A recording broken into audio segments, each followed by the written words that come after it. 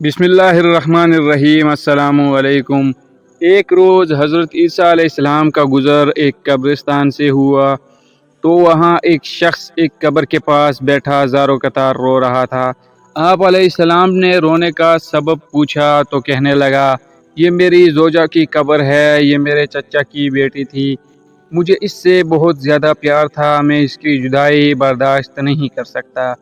حضرت عیسیٰ علیہ السلام نے فرمایا، اگر چاہو تو میں اللہ کے حکم سے تمہاری بیوی کو زندہ کر دوں۔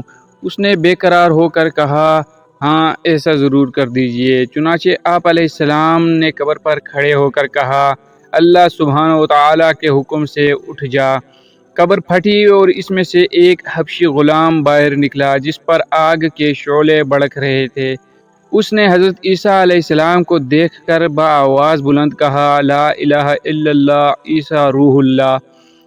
اس کا یہ کہنا تھا کہ آگ بجھ گئی، عذاب الہی اس سے دور ہو گیا۔ اس شخص نے کہا کہ مجھ سے غلطی ہو گئی، میری بیوی کی قبر یہ نہیں بلکہ دوسری ہے۔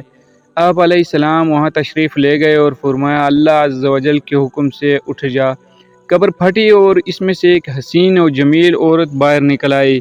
اس شخص نے دیکھتے ہی اس کا ہاتھ پکڑ لیا اور کہا، اے روح اللہ، یہی میری بیوی ہے۔ حضرت عیسیٰ علیہ السلام ان دونوں کو وہیں چھوڑ کر آگے تشریف لے گئے۔ وہ اپنی بیوی سے مل کر بہت خوش تھا۔ کچھ دیر بعد اس پر نیند کا غلبہ ہوا تو وہیں سو گیا۔ اس کی بیوی اس کے قریب بیٹھی رہی۔ اتنے میں وہاں ایک شہزادے کا گزر ہوا۔ شہزادے نے اس عورت کو دیکھا تو اسے پسند آ گئی۔ عورت کو بھی شہزادہ پسند آ گیا اور وہ اپنے شوہر کو سوتا چھوڑ کر شہزادے کے ساتھ چلی گئی۔ جب اس مرد کی آنکھ کھلی تو اپنی بیوی کو نہ پا کر بہت پریشان ہوا۔ ڈھونڈتے ڈھونڈتے شہزادے کے محل تک پہنچ گیا۔ وہاں اسے اپنی بیوی نظر آئی تو کہا، یہ میری بیوی ہے۔ شہزادے نے کہا، تم جھوٹ بولتے ہو، یہ تو میری لونڈی ہے، یقین نہیں آتا تو اسی سے پوچھ لو۔ یہ سن کر اس بے وفا عورت نے فوراً کہا، ہاں میں شہزادے کی لونڈی ہوں، تو میں تمہیں جانتی تک نہیں، تم بے جا مجھ پر الزام لگا رہے ہو۔ یہ سن کر وہ روتا ہوا محل سے واپس آ گیا۔ کچھ دنوں بعد حضرت عیسیٰ علیہ السلام سے ملاقات ہوئی تو عرض کی، اے روح اللہ علیہ السلام، میری بیوی جیسے آپ نے زندہ کیا تھا اب شہزادے کے پاس ہے۔